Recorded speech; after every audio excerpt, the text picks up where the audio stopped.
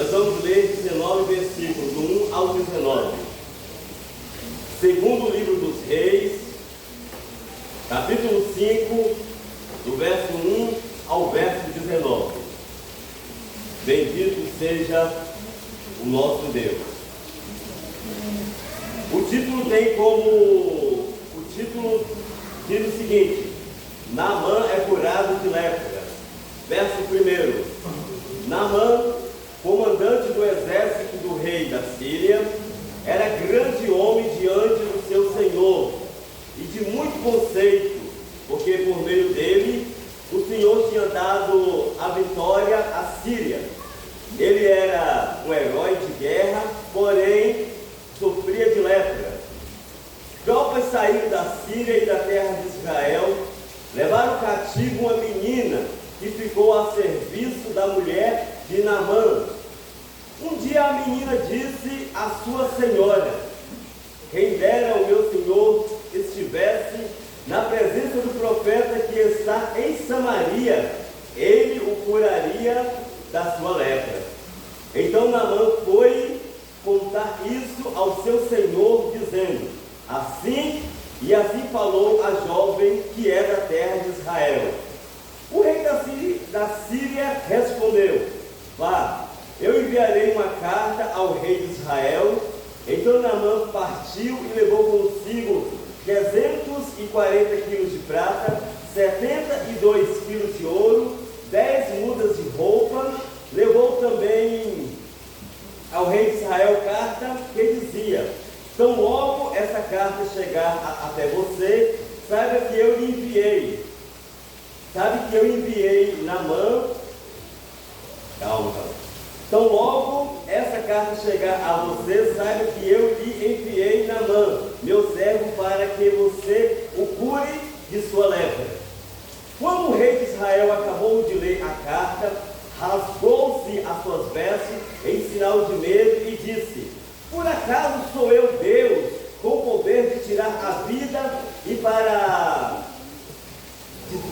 de tirar a vida ou dá-la, para que esse enviasse a mim um homem para eu curar da sua lepra? Como vocês podem notar e ver, ele está procurando um pretexto contra mim. Mas quando Eliseu, homem de Deus, ouviu que o rei de Israel havia rasgado as suas vestes, mandou dizer ao rei: por que o Senhor rasgou as suas vestes? Deixe vir a mim, e ele saberá que há profeta em Israel. Então Naamã foi com os seus cavalos e os seus carros e parou à porta da casa de Eliseu. Eliseu lhe mandou um mensageiro dizendo: vá e lava-se 7 vezes no Jordão, e a sua carne será restaurada e você ficará limpo. Mas Naamã ficou indignado e se foi dizendo: eu pensava que ele certamente sairia para falar comigo, que ele ficaria em pé e invocaria o nome do Senhor seu Deus, e passaria a mão sobre o lugar da lepra e restauraria a lepra. Por acaso não são Abana e Farpar, rios de Damasco, melhores que todas as águas de Israel? Será que eu não poderia me lavar nesses rios e ficar limpo? Deu meia volta e foi embora muito irritado. Então o seu oficial se aproximou e lhe disse: meu pai, se o profeta tivesse dito alguma coisa difícil, por acaso o Senhor não faria? Muito mais agora que ele apenas disse: lava-se e você ficará limpo. Então Naamã desceu e mergulhou no Jordão 7 vezes, conforme a palavra do homem de Deus, e a sua pele se tornou como a pele de uma criança e ficou limpo. Depois ele voltou ao homem de Deus, ele e a sua comitiva. Veio, pôs-se diante dele e disse: eis que agora eu reconheço que em toda a terra não há outro Deus a não ser em Israel. E agora, por favor, aceita este presente do teu servo. Porém, Eliseu respondeu: tão certo como o Senhor vive, em cuja presença estou, eu não aceitarei nada. Então Naamã insistiu com ele para que aceitasse, mas ele recusou. Então Naamã disse: se você não quer, então peço que você permita a esse teu servo levar 2 mulas carregadas de terra, porque esse teu servo nunca mais oferecerá holocausto nem sacrifício a outro Deus a não ser o Senhor. Mas que o Senhor Deus perdoe o seu servo uma coisa: quando meu senhor, o rei, entrar no templo de Rimon para lhe adorar, e ele se encostar no meu braço, e eu também tiver que me encurvar no templo de Rimon, quando assim me prostrar no templo de Rimon, que o Senhor Deus perdoe esse teu servo por isso. Eliseu lhe disse: vai em paz.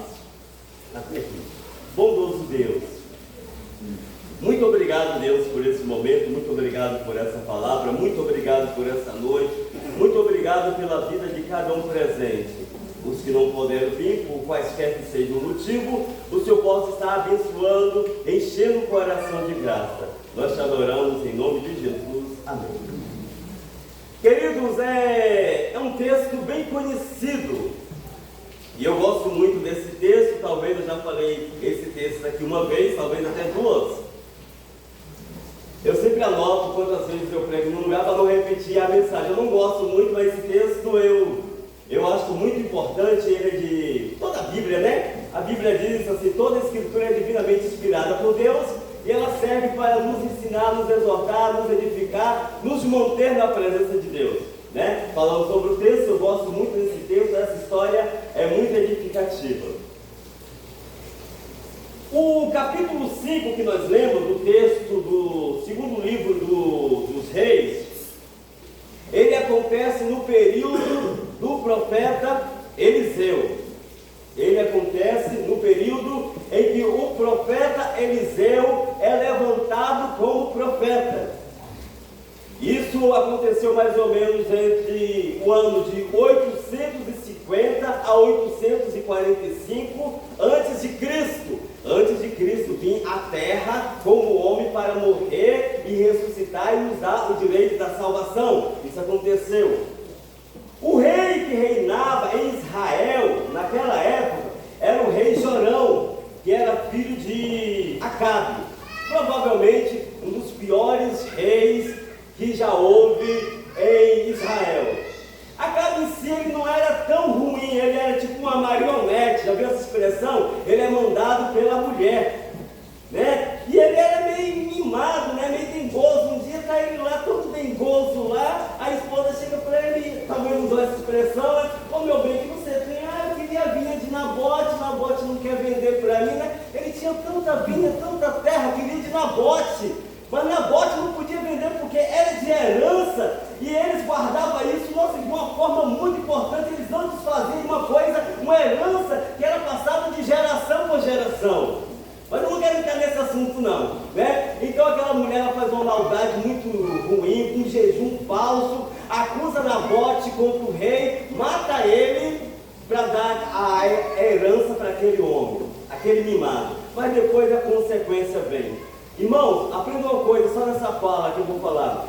Toda ação tem sua reação, tudo tem uma consequência. Qualquer ato errado que a gente faz, a conta vai vir, tá? Saiba disso. Mas muito bem, vamos deixar isso de lado. Então, Acabe não era o rei, era o filho dele, Jorão, que reinava na época. E nesse texto eu pontuei ele em 5 pontos para nós entendermos. Primeiro, uma mensagem de esperança. A gente vai achar aqui nesse texto uma mensagem de esperança. 2, frustração antes da bênção. Às vezes antes da bênção vem frustração.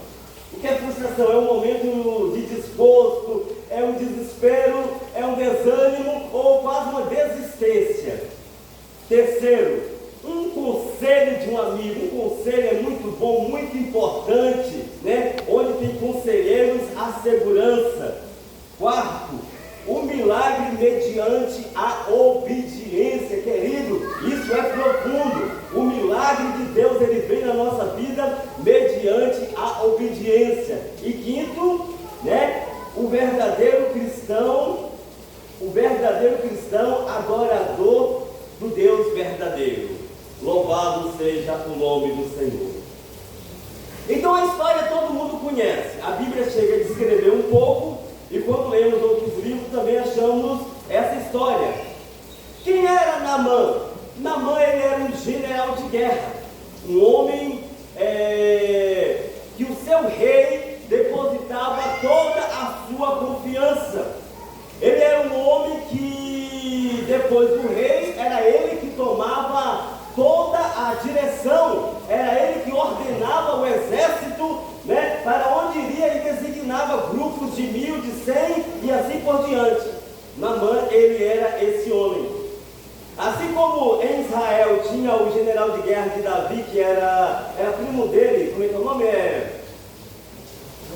Joabe, muito bem, né? Joabe era primo de Davi, na verdade sobrinho, né, de Davi, e que era um grande general. Assim Naamã também era um grande general do rei da Síria, que o rei da época era o Ben-Hadad.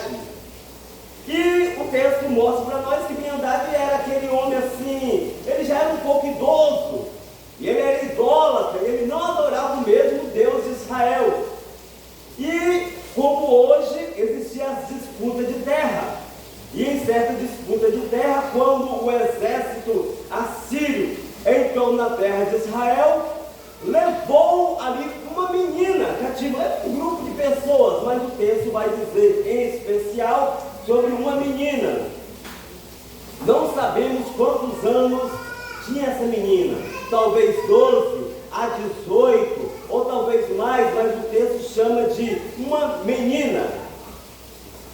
Assim que o texto diz para nós. E aqui a gente encontra a primeira mensagem de esperança. O texto diz que Naamã, ele era leproso. Acho que eu já falei sobre isso aqui. E o que acontecia com Naamã? Como é que acontecia as guerras, irmãos? As guerras do tempo passado não é como a guerra de hoje. Hoje existe os drones, né? A gente vê isso nos filmes, que também retrata a vida atual. Outro dia Israel foi invadido, né? Atacado por drones, né? E eles tiveram ali a defesa, o anti-drone, né? Para se defender. Hoje é tudo na tecnologia, tem uns mísseis, mas naquela época era homem a homem, né? Era espada a espada, era fio de espada literalmente. E Naamã saía às vezes da sua terra em busca de outras terras, lutando, e às vezes ficava fora de sua casa uma semana é pouco, 15 dias também é pouco, ficava meses fora de casa. E aquele homem ficava, como ele era leproso, a lepra, aquela ferida, e ele usava um tecido bem fininho por baixo de um outro tecido grosso, para depois pôr a sua armadura. Aquilo abafava demais, né? Aquilo ficava assim, quase podre, né? Aquele negócio fedorento. Infelizmente, era isso que acontecia. E Naamã, quando ele chegava em casa, os historiadores dizem que quando ele chegava em casa, que ele tirava a armadura, ele ia para um certo quarto. Isso não está na Bíblia, está segundo alguns historiadores. E ali a esposa dele ajudava ele a tirar aquela armadura, e ali começava a tirar aquela roupa, aquele couro de cima. Aí quando ia tirar a pele, vamos chamar de camisa, o pano fino, aí ela tinha que jogar azeite para começar a descolar, porque aquilo estava tão colado, aquilo estava tão fedido, tão podre, que se arrancasse direto, né, ela arrancaria um pedaço literalmente. Esse era Naamã. Se fosse em Israel, ele não poderia Israel, ele não poderia nem estar no meio do arraial. Se fosse em Israel, ele tinha que estar numa cidade separada, a cidade dos leprosos.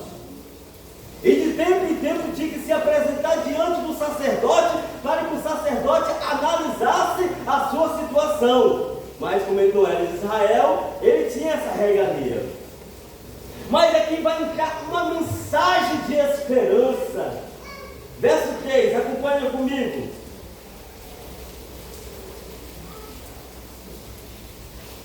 Diz assim: um dia, que dia? Não temos a informação. Um dia, a menina disse à sua senhora: quem dera que o meu senhor estivesse diante ou na presença do profeta que está em Samaria, ele o curaria da sua lepra. Aqui a gente vê uma missionária. Aqui a gente vê uma pessoa pregando e falando de Deus. Que ele está falando, porque, irmãos, Eliseu, ele não tinha o poder de si mesmo. O poder dele era o poder que vinha de Deus. Eu quero até falar sobre isso, uma coisa que eu achei muito interessante. No capítulo 2, ainda desse mesmo livro, no versículo 9, quando Elias estava aqui ainda em terra, Elias, ele procurava um sucessor, porque Elias já era um homem velho. Isso é interessante. E ele precisava de uma pessoa para ficar no lugar dele, porque Deus já havia dito que iria levar ele para si. Deus iria tomar ele. Então Elias queria um sucessor. Então Elias achou quem? Eliseu.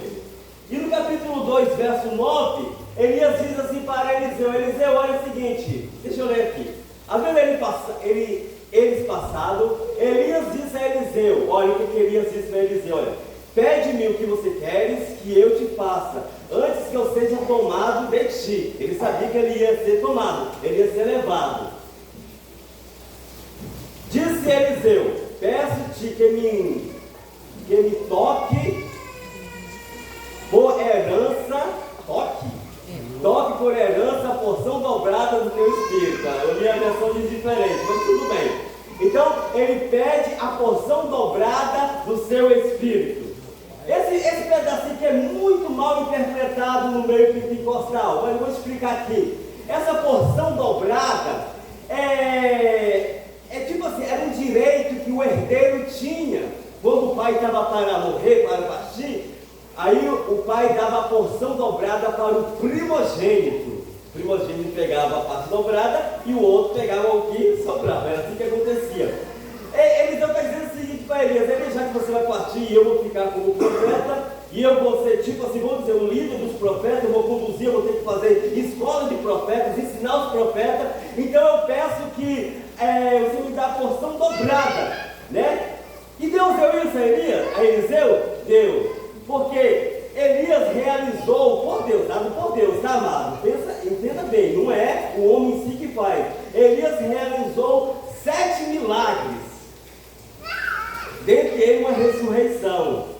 Eliseu realizou 14 milagres, entre eles 2 ressurreições. É claro que a última ressurreição que ele fez foi o resto mortal dele, ou seja, seus ossos, que um corpo encostou nos ossos dele e ressuscitou. Louvado seja o nome do Senhor. Então, Elias disse isso para Eliseu, e Eliseu recebeu de Deus. E a menina diz assim: olha, quem dera que meu Senhor estivesse lá na minha terra, na cidade de Samaria, diante do profeta, ele o curaria. Louvado seja o nome do Senhor. Mas eu quero focar aqui também na mensagem diante a advertência, a circunstância e no momento ruim. Às vezes quando estamos em um hospital, às vezes quando estamos em um trabalho ruim, às vezes quando estamos em um lugar que não gostamos, que não é muito confortável, nós não gostamos de falar de Deus. Essa menina estava em um lugar onde ela não queria estar, ela estava longe da sua família, ela não tinha mais esperança de voltar para a sua terra, mas mesmo assim ela falou do Deus de Israel. Louvado seja o nome do Senhor. Esse é o da nossa mensagem, uma mensagem de esperança. A partir daquele momento, a vida de Naamã muda, e o restante da mensagem toda está por causa dessa mensagem. Olha o que diz o restante do versículo.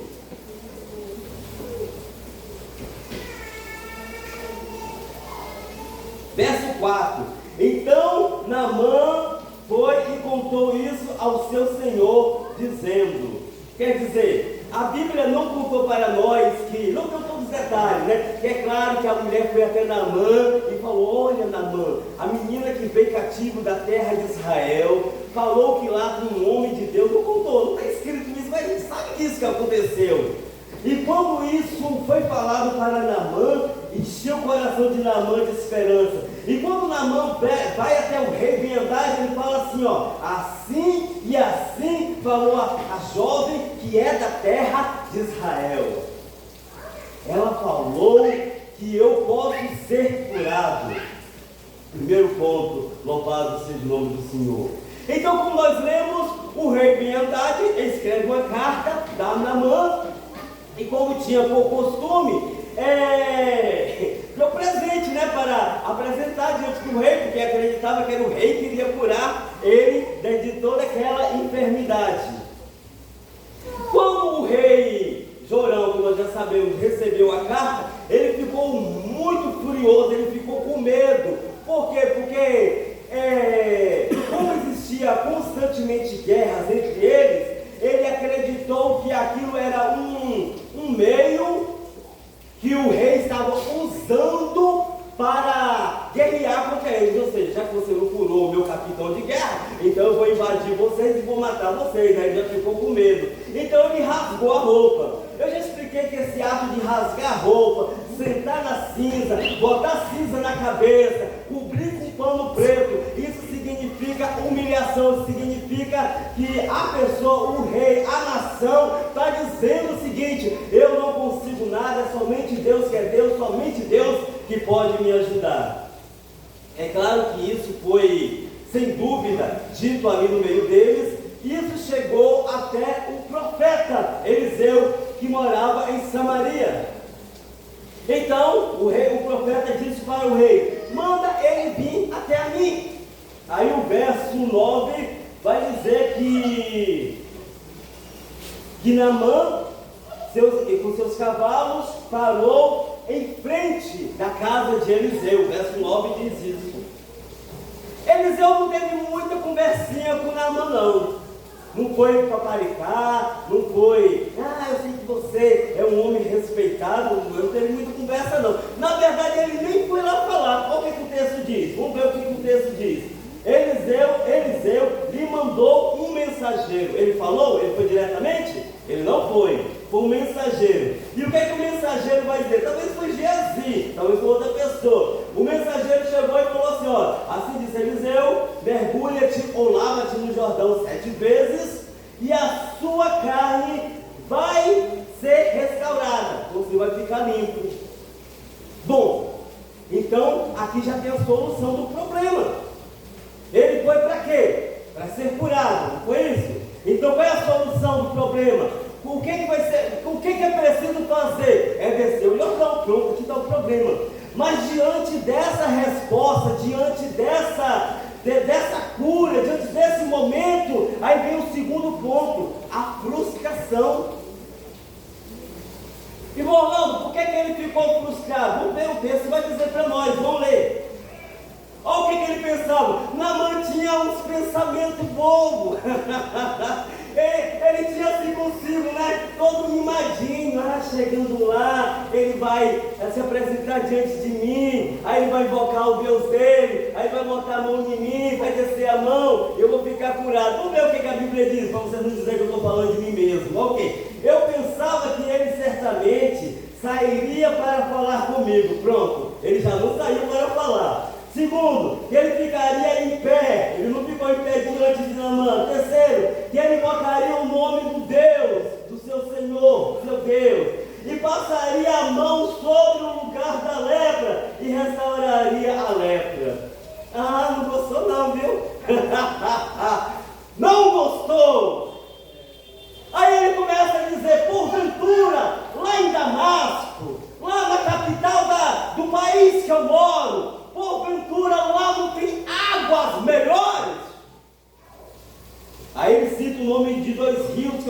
pesquisando. Um desce da montanha e a água desce com tanta precisão e bate lá, e por baixo são só pedras, e aquela água cristalina, tipo uma piscina para nós hoje, para quem não conhece Rio, né? Tem gente aqui que é da cidade e talvez não teve oportunidade.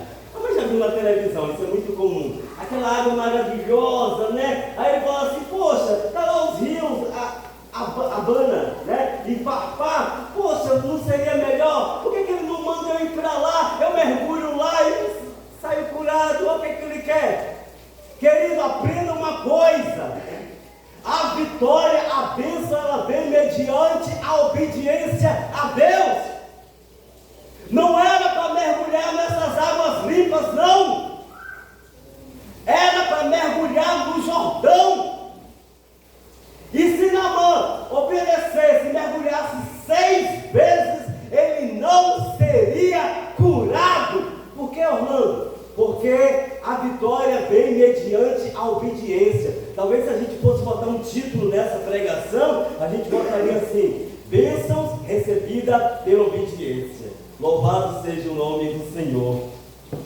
Ele fica muito frustrado, ele fica indignado. Louvado seja o nome do Senhor. Sabe o que é bom nisso tudo? A parte seguinte.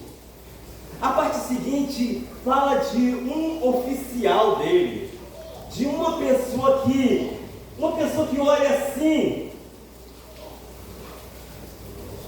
É como se, imagina você em um grande banquete. Eu não sei o que você gosta, se gosta de carne, frango, enfim. Imagina um grande banquete, imaginaram? Ah, beleza. Uma mesa exposta ali só para você, posta ali só para você. Aí só porque a pessoa não trouxe um garfo, e você só come de garfo, ou não trouxe uma faca, eu não vou comer não. Não quero, não pego com a mão não, não foi igual os indianos não, né? Que pega com a mão. Já pensou isso? Foi isso que aconteceu. Terceiro ponto, um conselho de amigo. A Bíblia diz que há amigos mais chegados do que irmão. Provérbios, Salomão diz isso em Provérbios. E na multidão dos conselhos há segurança. O que o jovem diz? O verso é o 15. Diz o seguinte: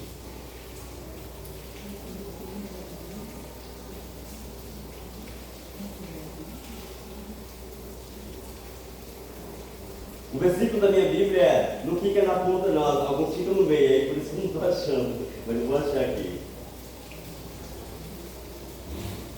Achei. Então, os seus oficiais, quer dizer, daí entender que foi mais de um, né? Eu tinha dito que era um, mas os seus oficiais se aproximaram dele e disseram: meu pai, ao respeito pelo homem, meu pai, olha a consideração. Eles entendem que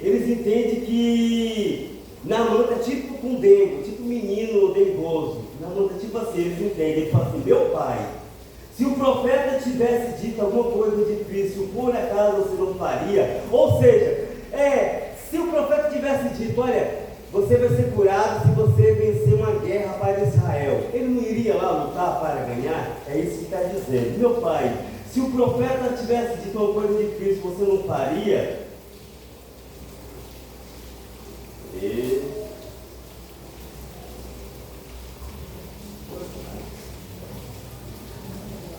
Muito mais agora que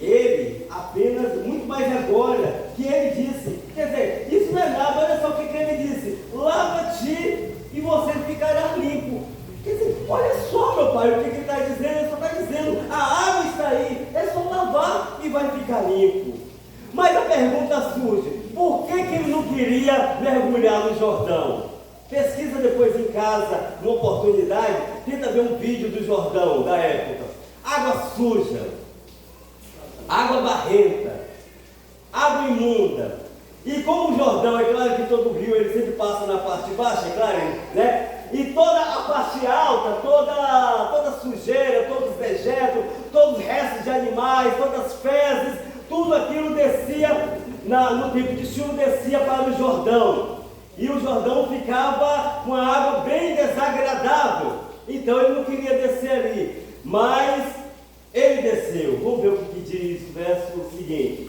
Então Naamã desceu e mergulhou no Jordão 7 vezes, conforme a palavra do homem de Deus, e a sua pele se tornou como a pele de uma criança e ficou limpo. A pele ficou limpa, ele ficou limpo, ele obedeceu. Terceiro ponto da nossa mensagem: louvado seja o nome do Senhor.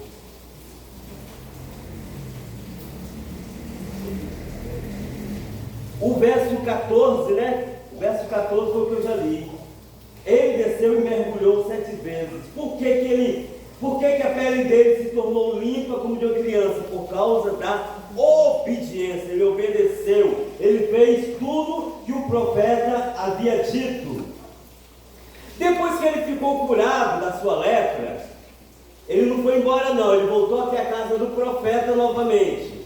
Ele foi dar os presentes para o profeta. Agora, já com semblante melhor, já alegre, ofereceu todos os presentes para o profeta. O profeta não quis receber o presente, né? Isso aqui tem uma mensagem poderosa, não para o momento, mas para uma outra oportunidade. O profeta não quis, ele disse: assim como Deus existe, assim como Deus é rei, assim como eu sigo meu Deus, que eu não quero nada seu. Nisso que ele falou isso, ele diz o seguinte: ele diz assim: olha, tão certo como vive o Senhor, em cuja presença estou, de você eu não vou aceitar nada. Naamã insistiu, mas ele recusou. Verso 17: Então Naamã disse,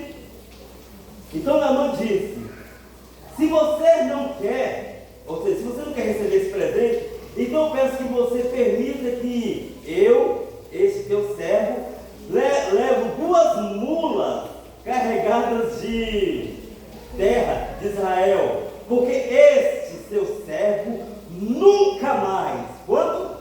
Nunca mais. Isso é arrependimento, certo? Isso é mudança de atitude, aquilo que a gente chama de, como é que é? Aquela palavra grega é metanoia. Meta, mudança, noia, mente. Mudança de mente, mudança de atitude. Nunca mais, ele disse, nunca mais, esse teu servo nunca mais oferecerá holocausto, nem sacrifício a outro Deus, a não ser o Senhor. Louvado seja o nome do Senhor. Verso 17, o verdadeiro cristão. Agora Naamã, ele é um cristão. Ele sabe que ele vai ter que entrar diante do templo, lá vai. Ele sabe que ele vai ter que, porque como o rei, o que acontecia? O rei, em toda guerra, em toda batalha, ele entrava, talvez você vai ver isso no filme de Troia, aquele filme lá com, né, que mostra aquela história lá dos troianos. O rei, ele vai se apresentar diante do seu Deus, mas ele não entra só, ele entra com o seu sacerdote e o seu capitão dá o braço e eles entram junto, braço dado, quer dizer, a liderança com a força do seu exército. Mas Naamã está dizendo o seguinte, que quando isso acontecer, que quando eu entrar naquele templo, aquilo não vai representar nada mais para mim, aleluia. Por que, Naamã? Porque agora eu sou um cristão, aleluia. Porque de agora em diante eu sigo o Deus de Israel, o Deus criador dos céus e da terra, o Deus verdadeiro. Mas até chegar aqui, irmãos, qual foi o princípio de tudo? Foi uma mensagem, uma menina que falou uma palavra e foi entrada com a unção do Espírito de Deus e que trouxe a salvação à vida daquele homem. Eu quero finalizar, amado, mas eu anotei uma coisa interessante. Todo mundo sabe que a lepra hoje, tanto naquele tempo, mas hoje para nós, por que eu estou dizendo isso? Porque alguém fala, irmão Orlando, não tem ninguém com lepra, graças a Deus que não tem nenhum leproso aqui, né? Mas a lepra hoje, ela representa para nós o pecado. Qual é a maior característica de uma lepra no mundo hoje? É o pecado. Então a lepra de Naamã representava o pecado. O pecado, ele faz com que ele afeta as pessoas da vida espiritual e afasta as pessoas de Deus. Eliseu, ele era profeta, ele representava Cristo, o grande profeta de Deus. Eliseu era profeta e ele representava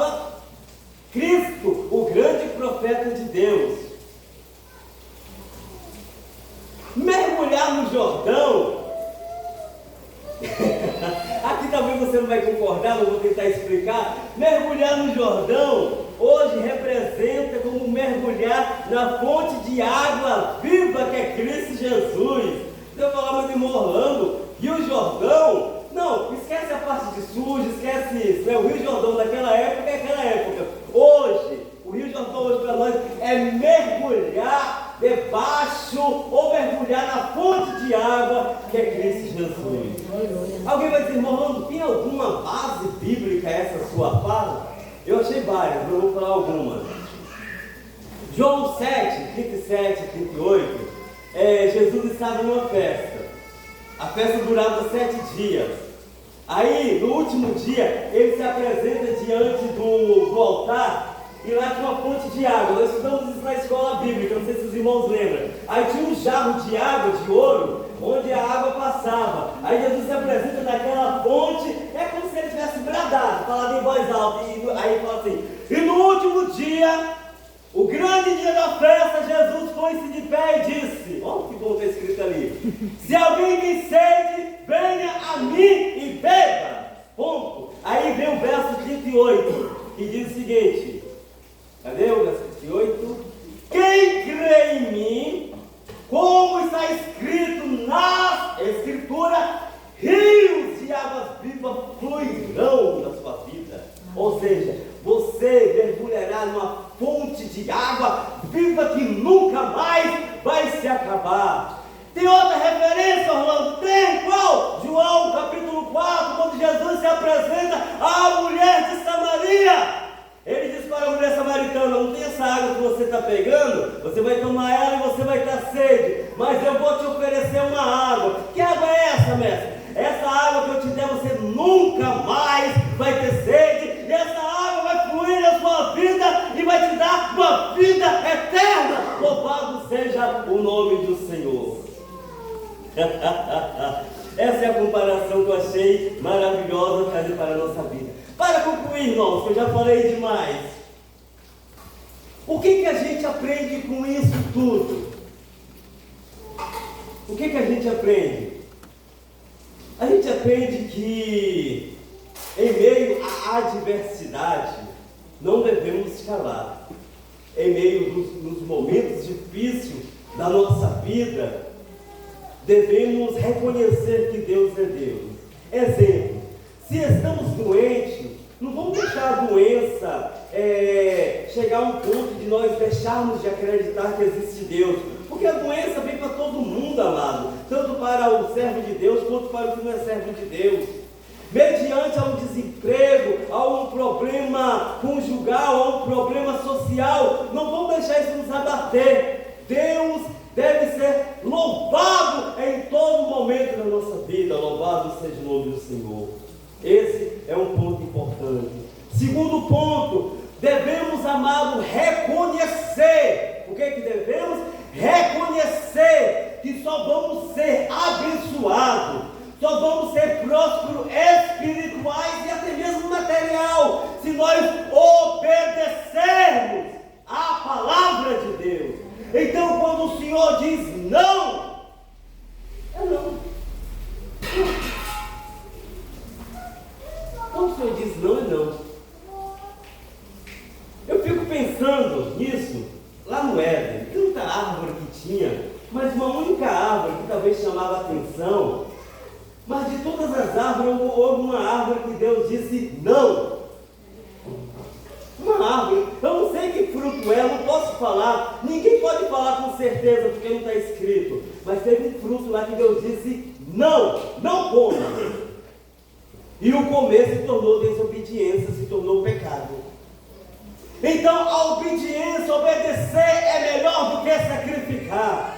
Deuteronômio capítulo 28, capítulo 29 até o 30 vai falar sobre obediência e desobediência, sobre bênção e maldição. Vai dizer o seguinte, se você for obediente, você vai ser abençoado. Se você for desobediente, você vai ser amaldiçoado. Se você for obediente, a sua casa tem fartura. Se você for desobediente, não vai ter fartura. Se você for obediente, prosperará. Se você for desobediente, obediente, não tem prosperidade. Se você for obediente, você viverá. E se você não for obediente, você vai morrer.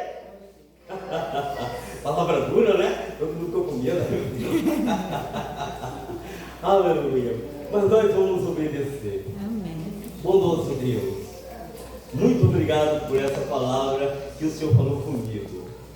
Eu preciso obedecer, porque o Senhor falou comigo nessa noite. Me ajuda a obedecer, ajuda os teus filhos. Eu te louvo, Deus, pela vida de cada um presente, em nome de Jesus. Amém.